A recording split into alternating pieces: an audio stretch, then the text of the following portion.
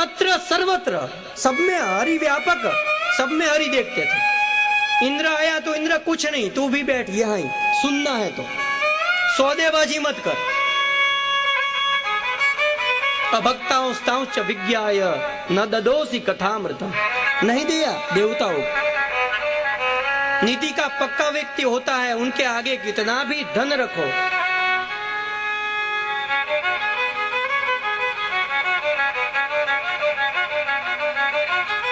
परीक्षित ने पहचान लिया कि ये मेरा कल्याण कर सकता है। ये आए, अपने आप सब ऋषि उठ गए, मस्तक झुकाने नहीं पड़े, अपने आप झुक गए। ये अवधूत पुरुष है, लाओ मैं इनके शरण में जाता हूं। और उनके शरण में जाते हैं। व्यास जी आसन पर बैठे, सुखदेव जी आसन पर बैठे। परीक्षित ने पूजा की।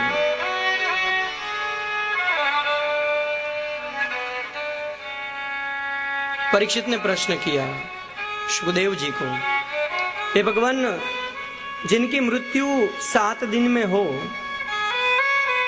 और 7 दिन में ही भगवान की प्राप्ति कर ले वो जीव, ऐसा कोई रास्ता है?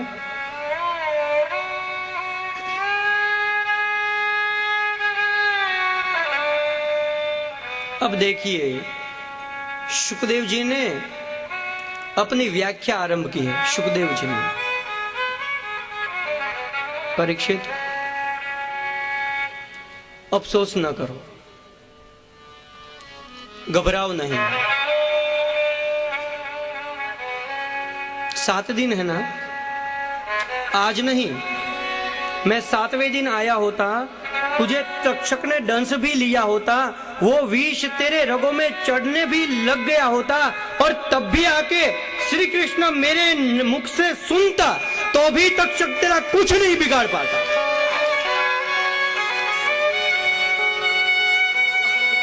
तेरे हाथ में तो 7 दिन है। तक्षक ने तुझे डस भी लिया होता,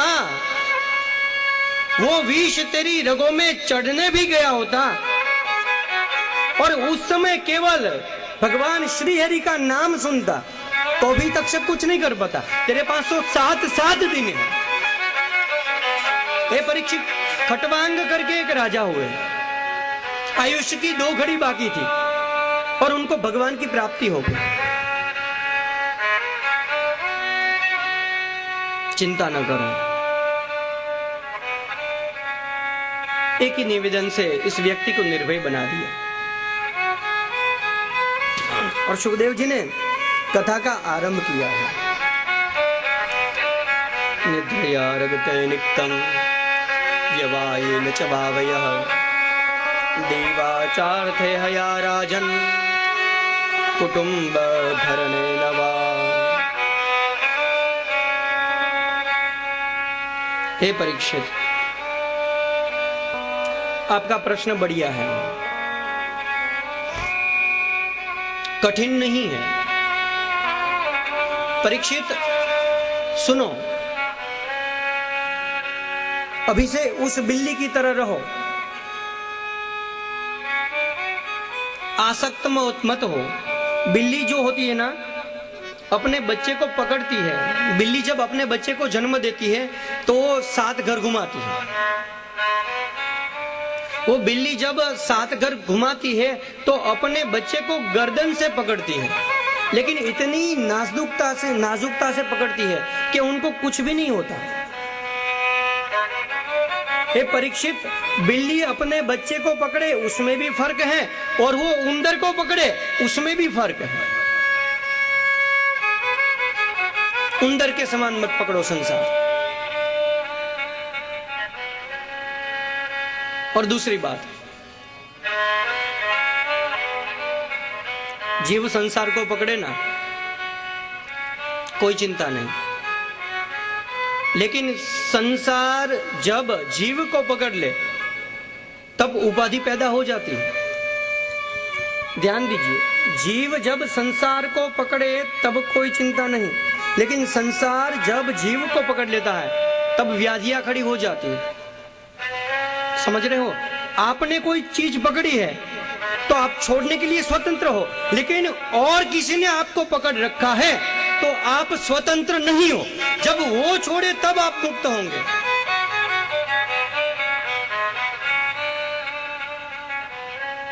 तो संसार पकड़ने में कोई बुराई नहीं, लेकिन संसार तुमको न पकड़ ले, ये ध्यान रखो। क्या निवेदन है।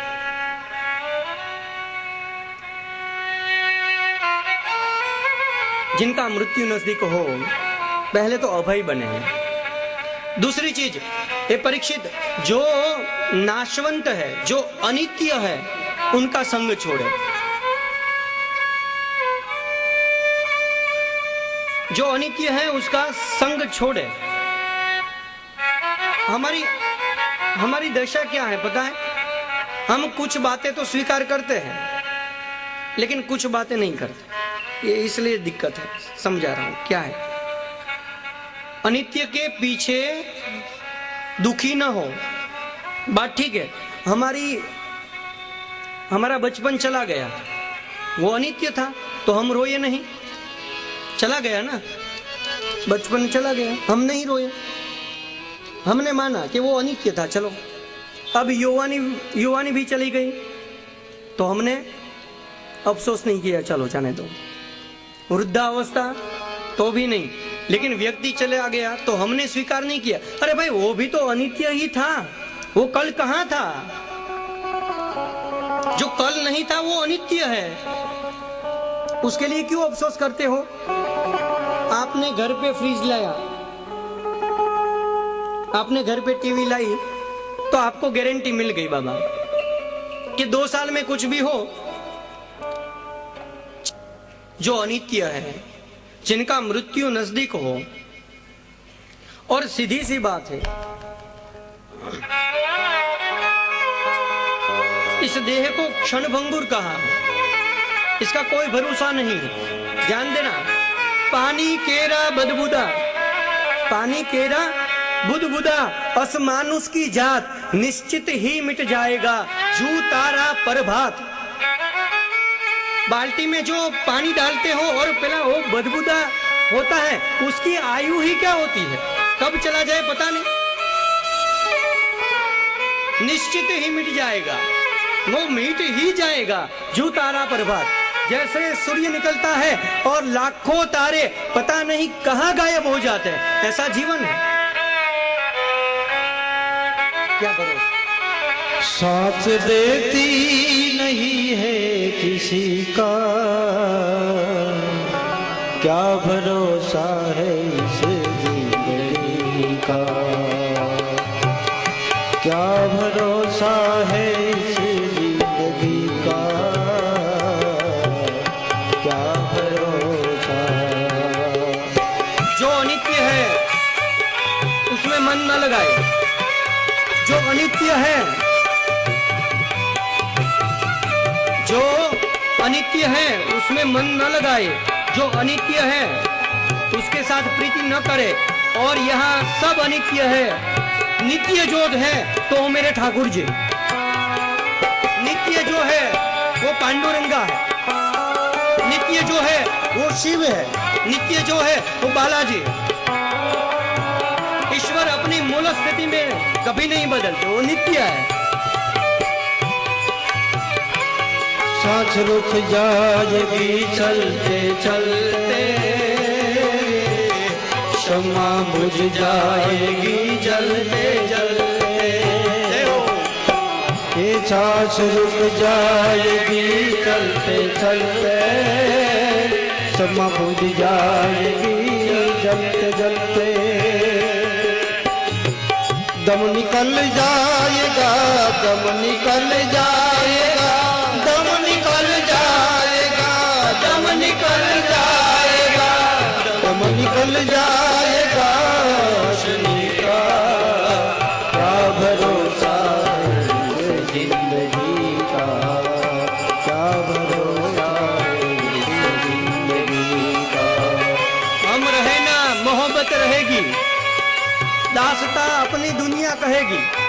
हाँ, हमारे दादाजी थे, दासता अपनी दुनिया कहेगी।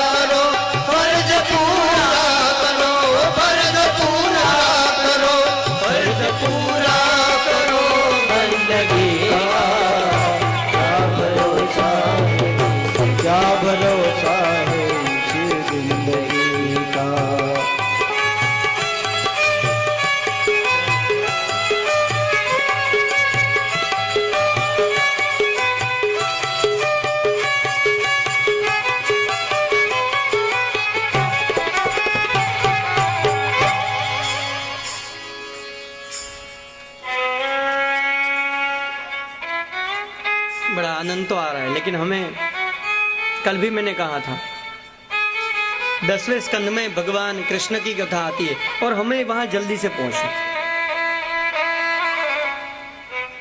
उसके बाद परीक्षित ने प्रश्न किया, सृष्टि विषयक प्रश्न, कि भगवान ये सब कैसे चलाते हैं, ये सब कैसे बना। पृष्ठ विषयक उसकी भी एक सुंदर है। ए पृथ्वी तणो पिंडो करो बदलाव तो क्या की हंसे,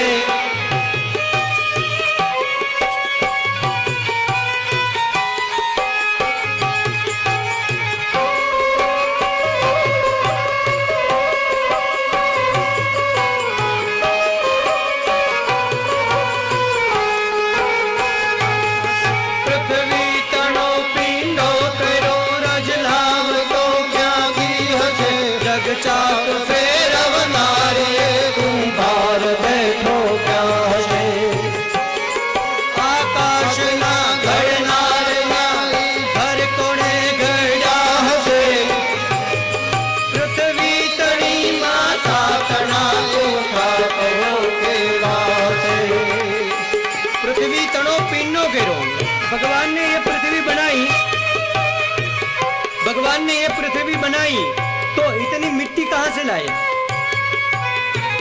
जग चाक फेरव कुंभार बैठो क्या आशय। यहाँ पर भगवान को कुंभार की उपमा दी,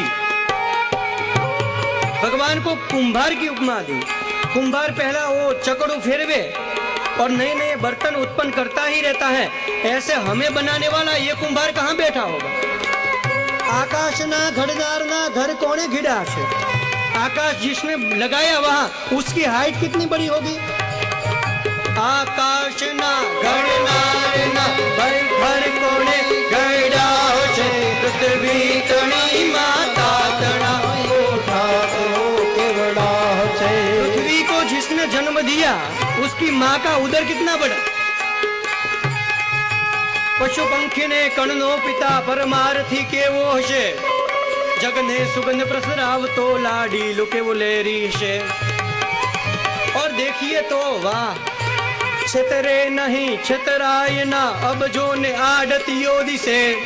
सहुना हिसाबो चूकवे ये शेठियों के वो हशे।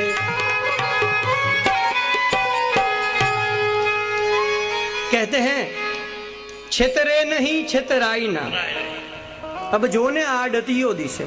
ईश्वर क्या है पता है? आज की भाषा में ईश्वर है बैंक के कैशियर। ईश्वर क्या है? बैंक के कैशियर। आप कल जाना बैंक में और 1000 रुपया डिपॉजिट करना है, लेकिन 100 की 9 नोट ही देना और 100 की 9 नोट दे करके है ना कि 1000 रुपया जमा कर दो मेरे खाते में। तो कैशियर 2 बार गिनेगा, भाई 100 रुपये कम है, बना मत डाल। लेकिन यदि आपके सही में 10 नोट 100 के पूरे हैं तो एंट्री भी कर देगा। आपको स्टेटमेंट चाहिए तो वो भी देगा, मना नहीं। छेतरे नहीं छेतराई ना, किसी को छेतरता भी नहीं और दूसरा बनावट करने जाए तो वो बनता भी नहीं। हाँ ऐसा है। उसके बाद प्रश्न किया परीक्षित ने कि मैथुन धर्म की शुरुआत कहां से हुई। वो प्रश्न किया, उनके उत्तर में भगवान सुखदेव जी कथा का निरूपण करते हुए कहते हैं कि मनु और शत्रुपा इस संसार का सबसे पहला युगल है। सबसे पहला मनु और शत्रुपा इस संसार में आए। मनोस्तु शत्रुपायम तिस्रः कन्याश्च जगनिरे आकुते देवहूतिश्च प्रसूते ऋतविश्रुता।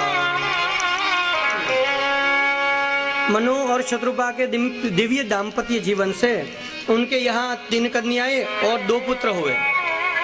कन्या के नाम है आकुति, देवहूति और प्रसूति। पुत्र के नाम है प्रियव्रत और उत्तानपाद। 5 हुए। वो भी एक आनंद। उसमें से मनु महाराज की वचट कन्या जो देवहूति है, उनका विवाह जो है, उनकी शादी जो है वो कर्दम के साथ की गई, कर्दम ऋषि के साथ। कर्दम जो है वो ब्रह्मा जी के मानस पुत्र है। ब्रह्मा जी ने आज्ञा की है कर्दम ऋषि को कि भगवान ने कहा है आप विधाता सृष्टि का सर्जन करो, इसलिए मुझे सृष्टि का सर्जन करना है। इसलिए हे कर्दम, आप मेरे पुत्र हो, आप मेरी मदद करो। आप गृहस्थ जीवन में प्रवेश करो, आप गृहस्थी बनो। तो विवाह का कोई ख्याल तो नहीं था, लेकिन पिताजी के आज्ञा से कर्दम ऋषि गृहस्थ बनने के लिए तैयार होते हैं, लेकिन सोचते हैं कि गृहस्थी होकर भी अंत में मैं ईश्वर को पालूं, इस तरह से मैं गृहस्थी बनता हूं, क्या करूं। तो पहले 10,000 वर्ष तप किया, और 10,000 वर्ष तप करने के बाद जब भगवान प्रसन्न हुए, भगवान प्रकट हुए और भगवान ने कहा बोलिए कर्दम ऋषि क्या चाहिए। बोले एक कन्या चाहिए, शादी करनी है। 10,000 साल के बाद, तब के बाद बोले एक कन्या चाहिए, शादी करनी है, पर ऐसी कन्या हो जो मन को समझे।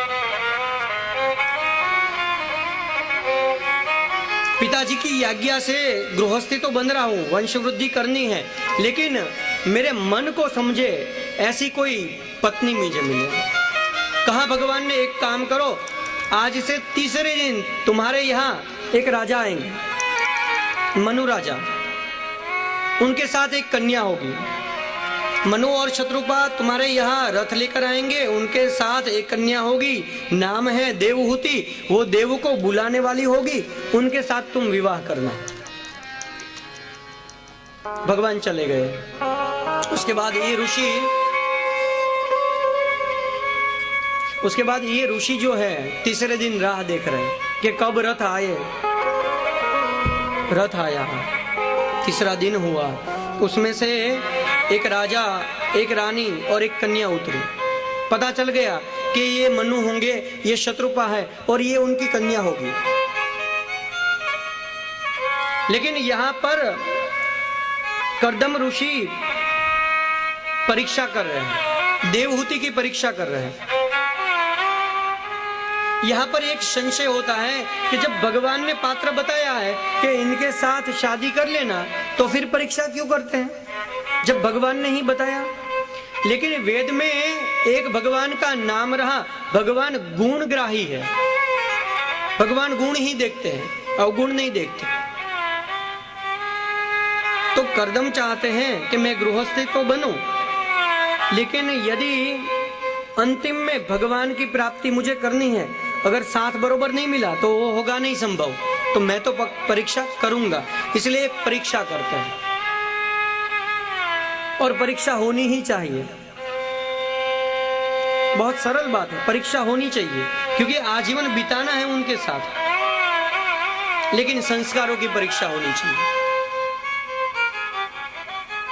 आपको कौन सा फिल्म अच्छा लगता है और कौन सा संगीत, ये नहीं, संस्कारों की परीक्षा होनी चाहिए जरूर से। एक युवक की शादी हुई, एक युवक की शादी हुई, नगर में रहता था, मुंबई जैसा कोई नगर था बड़ा। उसकी शादी हुई तो 3-4 रोज बीते, और नई नई बहू है, तो 3-4 दिन तो उनकी सास जो है जल्दी उठ जाती है, सब काम निपटा लेती है, और ऐसे 3-4 रोज हुए। फिर माँ परेशान हुई कि बहू तो 10 बजे उठती है, 1-2 दिन 3 दिन 4 दिन ठीक था, लेकिन अब तो रूटीन में आना चाहिए, अब क्या करूं। और वो युवक भी खड़ा हो जाता, उसके बाद कन्या 2 घंटे के बाद उठती थी। बोलो, अब युवक ने भी सोचा कि ये तो ठीक नहीं, मेरी माँ की उम्र हो चली है, अब मेरा विवाह हुआ है, कुछ काम भी निपटाए, साथ दे, ये जरूरी है।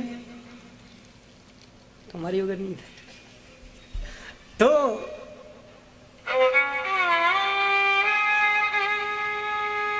व्यक्ति स्वभावगत बंधा हुआ है, હું આનાથી બંધાયેલો છું। हाँ, एक स्वभाव मिला है प्रकृति से। तो उनकी शादी हुई, और अब वो युवक अपनी माँ से सुबह सुबह में झगड़ा कर रहा है कि नहीं माँ, मैं कल से बहू को बता देता हूँ, मेरी पत्नी को, कि जल्दी उठ जाया कर, आपके साथ काम में हाथ बटाए, ये तो ठीक नहीं। तो प्लान बनाया, सुनिएगा, प्लान बनाया कि एक काम करो माँ, कल मैं और आप झगड़ा करेंगे, सुबह सुबह में झगड़ा करके उनको उठा देंगे। युवक कहता है, मैं कहूंगा कि माँ अभी तुम बहुत हो गया, तुम काम नहीं करोगे, लाओ बर्तन मैं करता हूं, और माँ आप करना कि नहीं मेरे होते हुए तू बर्तन नहीं कर सकता। प्लान बनाया, दूसरा दिन हुआ और युवक उठा, माँ उठ गई और वो नई नई बहू तो सो रही है, 10 बज रहे। अब यहाँ पर झगड़ा शुरू हुआ। माँ कहती है मैं बर्तन करूंगा, बर्तन करती हूँ, और बेटा करता कि नहीं माँ अब तो मैं ही करूंगा, बहुत हो गया। अब ये धीरे धीरे झाड़ू मैं करूंगा, बोले कि नहीं मैं करूंगा। अरे तो फिर मैं एक काम करो, मैं कपड़े धोने में मदद करता हूं, उसको उठाना है। और बहू की नींद खुली, और अगले दिन बहू ने ये प्लान सुन लिया था। अब उठी, दरवाजा खोला, बाहर आई, बोले झगड़ा मत करो, मेरी नींद खराब मत करो, एक दिन तुम बर्तन धो लो, एक दिन तुम धो लेना। झगड़ा क्यों करते हो?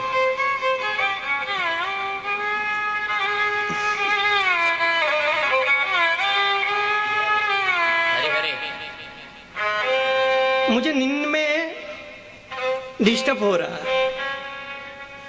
देखिए ऐसी बहू आ गई तो परेशान हो जाए, इसलिए मैं तो कहता हूं परीक्षा होनी ही चाहिए। लेकिन शास्त्र ने जो रीत बताई है, परीक्षा होनी चाहिए।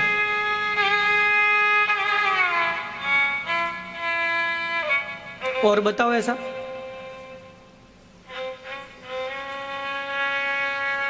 परीक्षा करते हैं कर्दम ऋषि, मनु, शत्रुपा और देवहूति आए हैं, 3 आसन डाले, 3 आसन रखे हैं। परीक्षा देखिए, ऐसी परीक्षा होनी चाहिए। ये परीक्षा नहीं होनी चाहिए कि लास्ट किसको देखा था, कितनी मीटिंग की, क्या पिक्चर पसंद है। ये बता परिवार के साथ रहोगी, अकेले नहीं रहना है, क्योंकि परिवार में बहुत काम रहता है। तो आलसी व्यक्ति होगा वो मना कर देगा, नहीं ज्यादा परिवार वाला नहीं चाहिए। हाँ ये बताओ, खाना पकाना आता है ये पकाओ, नहीं तो होटल में खा खा के बीमार पड़ोगे। ये बताओ रसोई सीखी है कि नहीं, दूसरी मत करो। यहाँ पर 3 आसन लगाए हैं। परीक्षा बड़ी सुंदर है। कर्दम चाहते हैं कि मैं परीक्षा करता हूं। अब आए और मनु और शत्रुपा बैठे हैं, लेकिन देवहूति सोचते हैं कि ये बनने वाले पति हैं, उनके बिछाए हुए आसन पर मुझे नहीं बैठना चाहिए, क्योंकि एक मर्यादा है। पति ने जो आसन बिछाया उस पर मैं नहीं बैठ सकती। लेकिन मैं मेहमान आई हूं, पहली बार आई हूं, यदि न बैठूं तो आसन देने वाले का अपमान होता है। कोई कहे कि आइए बिराजिए और वहां पर नहीं बैठे तो फिर उनका अपमान होता है। अगर बैठ जाओ तो भी प्रॉब्लम, न बैठूं तो भी समस्या। अब करे क्या? तो देवहूति ने क्या किया कि आसन जो था उस पर अपना राइट हाथ रखा और खुद नीचे बैठ गई, यानी बैठी भी और नहीं भी बैठी। यह है परीक्षा।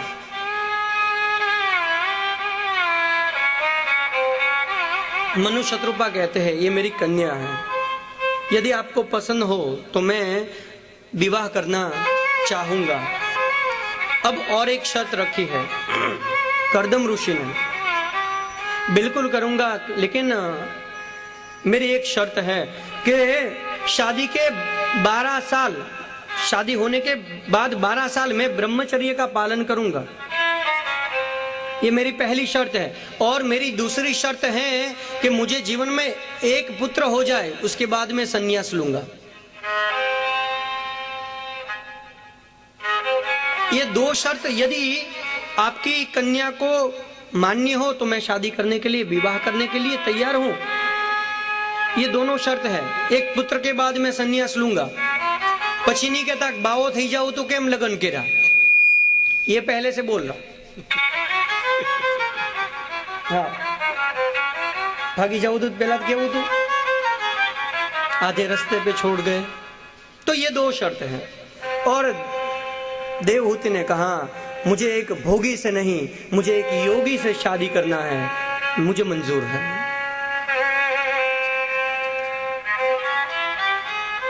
शादी हुई, कन्यादान हुआ है और मनु और शत्रुपा अपने घर को चले और यहाँ पर सुंदर दाम्पत्य जीवन शुरू हुआ है कर्दम और देवहूति का। पितृभ्याम प्रस्थिते साध्वी पति पितृभ्याम प्रस्थिते साध्वी पति मिंगित कोविदा नित्यं पर्यचरं प्रत्या भवानी वच भवम प्रभो। देवहूति का और कर्दम ऋषि का दाम्पत्य जीवन शुरू हुआ है और देवहूति ने अपने कुछ गुण से अपने पति का मन जीता है। ये गुण बड़े सुंदर हैं। देवहूति में जो गुण थे बड़े सुंदर थे। विश्रम्भेण गौरवेण दमेन च शुश्रूषया वाचा मधुरया दंभम कामम। पहले तो विश्वास से अपने पति का मन जीता। जिस दाम्पत्य जीवन में विश्वास न हो उनका संसार में निश्वास जल्दी आ जाता है। जना दाम्पत्य में विश्वास न हो